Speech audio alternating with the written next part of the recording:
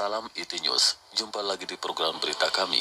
Kali ini, kami melaporkan bahwa seruan yang disampaikan oleh seorang anggota DPR RI agar Parlemen Indonesia memainkan perannya terkait praktek pengambilan organ tubuh secara ilegal terhadap praktisi Falun Gong di Tiongkok. Praktek pengambilan organ tubuh tersebut ditenggarai juga dilakukan terhadap sejumlah tahanan hati nurani. Mari simak info selengkapnya. Parlemen Indonesia diserukan memainkan perannya agar menghentikan genosida dan penganiayaan yang dialami oleh praktisi Falun Gong atau Falun Dafa. Apalagi praktek kekejaman tersebut sudah berlangsung selama 21 tahun secara tak manusiawi di Tiongkok oleh Partai Komunis Tiongkok. Saya sudah 2 kali dikirimi surat oleh Falun Gong atau Falun Dafa Indonesia HFDI, Ketua Umumnya IR Gatot Macali. Mereka berharap Parlemen Indonesia dapat berbuat untuk menolong mereka. Saya pikir Parlemen Indonesia melalui hubungan bilateral atau multilateral, PKSAP dapat membicarakan hal ini, agar pembunuhan brutal ini dapat dihentikan.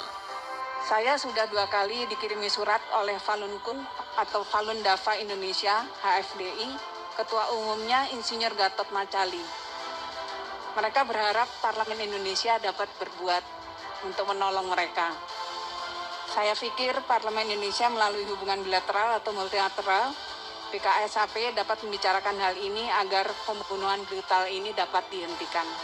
Kata anggota Komisi 9 DPR RI Weni Haryanto saat interupsi di rapat paripurna masa persidangan 4 tahun sidang 2019-2020 di Gedung Nusantara Senayan, Jakarta, Kamis 18 Juni 2020. Rapat saat itu dipimpin oleh Wakil Ketua DPR RI Aji Samsudin yang didampingi oleh Ketua DPR RI Puan Maharani dan Wakil Ketua DPR RI Rahmat Gobel. Rapat itu dihadiri oleh anggota DPR RI secara fisik dan virtual yang disiarkan secara live oleh TV Parlemen. Politikus Partai Golkar dari Dapil Jawa Barat 6 itu memaparkan bahwa transplantasi organ tubuh memang sangat dibutuhkan di dunia. Ditambah lagi donor organ tubuh sangat ditunggu-tunggu di dunia. Sehingga kata Weni harga organ tubuh menjadi sangat mahal di dunia internasional. Akan tetapi, Weni mengungkapkan keganjilan yang terjadi di Tiongkok. Pasalnya donor organ transplantasi di Tiongkok dilakukan tanpa menunggu waktu yang lama. Hal demikian dikarenakan sumber organ berasal dari tahanan yang dibunuh secara tak manusiawi khususnya terhadap tahanan hati nurani. Di Tiongkok masa tunggunya hanya sekitar sampai 2 atau 4 minggu saja. Mengapa begitu cepat? Karena 90% sumber transplantasi organ di Tiongkok berasal dari tahanan yang dibunuh secara tak manusiawi. Sumber utama suplai organ dari tahanan-tahanan yang terdiri praktisi Falun Gong atau Falun Dafa, yaitu orang-orang yang berlatih spiritual yang jumlahnya ratusan juta di seluruh dunia, yang ditangkapi karena jumlahnya mengancam Partai Komunis Tiongkok, ujarnya. Weni menambahkan, tak hanya terhadap praktisi Falun Gong, praktek transplantasi tersebut juga dilakukan terhadap minoritas Muslim Uighur Buddha Tibet dan penganut Kristen rumahan. Tapi di Tiongkok masa tunggunya hanya berkisar 2-4 minggu saja. Mengapa begitu cepat? Karena 90% sumber transplantasi organ di Tiongkok berasal dari tahanan yang dibunuh secara tidak manusiawi. Dan sumber utama suplai organ adalah dari tahanan-tahanan yang terdiri dari atas.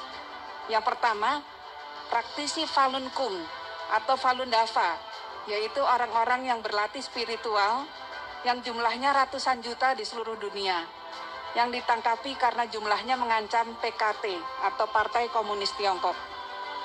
Kemudian yang kedua, golongan minoritas Uighur. Yang ketiga, orang Tibet. Yang keempat, penganut gereja Kristen rumahan. Praktek tersebut dilakukan di bawah kekuasaan otoriter Partai Komunis Tiongkok yang berlangsung selama lebih dari 70 tahun, ditambah dengan kondisi negara yang sedang tidak berperang. Rezim PKT sudah menyebabkan 80 juta kematian rakyat secara tidak wajar, khususnya selama 21 tahun terakhir penganiayaan genosida terhadap Falun Gong atau Falun Dafa di mana ribuan praktisinya telah dianiaya hingga meninggal dunia ratusan ribu, ujarnya. Di bawah kekuasaan otoriter PKT, Partai Komunis Tiongkok tersebut, selama lebih dari 70 tahun, dan dalam kondisi negara sedang tidak berperang, rezim PKT telah menyebabkan 80 juta kematian rakyatnya secara tidak wajar. Khususnya selama 21 tahun terakhir, penganiayaan genosida terhadap Falun Gong atau Falun Dafa, di mana ribuan praktisinya telah dianiaya hingga meninggal, Weni memaparkan, mereka yang disiksa dan tewas ditahan di kem-kem kerja paksa, pusat pencucian otak dan penjara. Dalam prakteknya, sebagian besar sudah diambil organ tubuhnya dan bagi kebutuhan pasien dalam negeri dan mancanegara. Laporan independen menyimpulkan bahwa praktisi Falun Gong merupakan target utama pengambilan organ secara paksa, karena selain banyaknya jumlahnya, praktisi yang ditahan juga organ tubuh mereka dianggap sangat sehat. Tegasnya, Ratusan ribu telah ditahan di kem-kem kerja paksa, pusat pencucian otak, dan penjara. Dan sebagian besar telah dibunuh untuk diambil organ tubuhnya dan bagi kebutuhan transplantasi pasien dalam negeri maupun mancanegara. Laporan independen menyimpulkan bahwa praktisi Falun Gong merupakan target utama pengambilan organ secara paksa. Karena selain banyaknya jumlah praktisi yang ditahan, juga organ tubuh mereka dianggap sangat sehat. merespon interupsi tersebut, Wakil Ketua DPR RI Aji Samsudin mengatakan akan menindaklanjuti masalah tersebut di Komisi 1 DPR RI. Tentang pembunuhan terhadap Falun Dafa itu, kami akan menjadikannya catatan dan kami akan meneruskan ke Komisi Teknis dalam hal ini Komisi 1 untuk melakukan penjajakan dan koordinasi dengan Kementerian Luar Negeri, khususnya di negara setempat. Adapun mengenai Bu Weni tentang berkaitan dengan Falun Dafa pembunuhan daripada PKT Falun Dom itu, kami akan menjadi catatan dan kami akan teruskan kepada Komisi Teknis dalam hal ini Komisi 1 untuk melakukan penjajakan dan koordinasi dengan Kementerian Luar Negeri, khususnya di negara setempat. Bapak Ibu sekalian. Melansir dari situs id.falundafa.org, Falun Gong atau Falun Dafa adalah metode latihan yang berlandaskan prinsip sejati baik sabar. Latihan ini juga disertai metode pengolahan jiwa dan raga, melalui olahraga disertai dengan 5 perangkat latihan termasuk meditasi.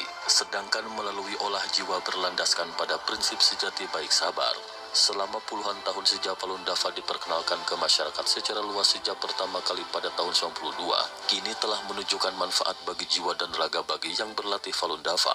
Mereka yang berlatih mendapatkan banyak manfaat mulai dari kesehatan secara jiwa dan raga serta penerapan prinsip sejati baik sabar dalam keseharian mereka.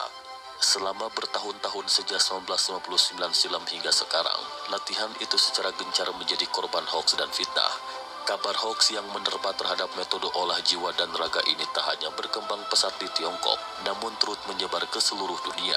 Kasus hoaks yang menimpa terhadap Falun Gong lebih menyeramkan efeknya untuk menghasut kebencian.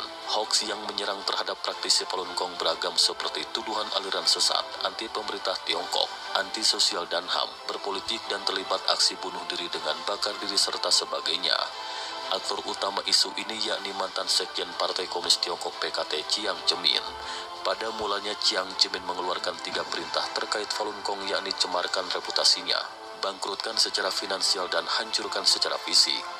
Bahkan Chiang Zemin dengan kroninya memanfaatkan kedubes Tiongkok di seluruh dunia untuk melakukan intervensi kepada pemerintah setempat, turut mengekang aktivitas Falun Dafa dengan berbagai hoaks, fitnah, dan propaganda. Tindakan itu dilakukan dikarenakan Falun Gong lebih populer dari Partai Komunis Tiongkok di daratan Tiongkok pada waktu itu.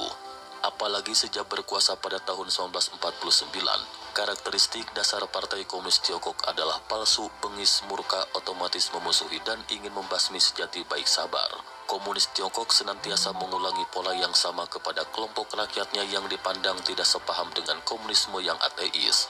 Namun demikian, para praktisi Falun Gong di seluruh dunia termasuk di Indonesia yang mengikuti latihan ini terus menyuarakan bantahan hoaks-hoaks yang beredar secara masif. Mereka terus-menerus menjelaskan sanggahan fitnahan selama bertahun-tahun kepada setiap individu, lembaga pemerintah termasuk kepolisian, media, tokoh masyarakat, dan LSM.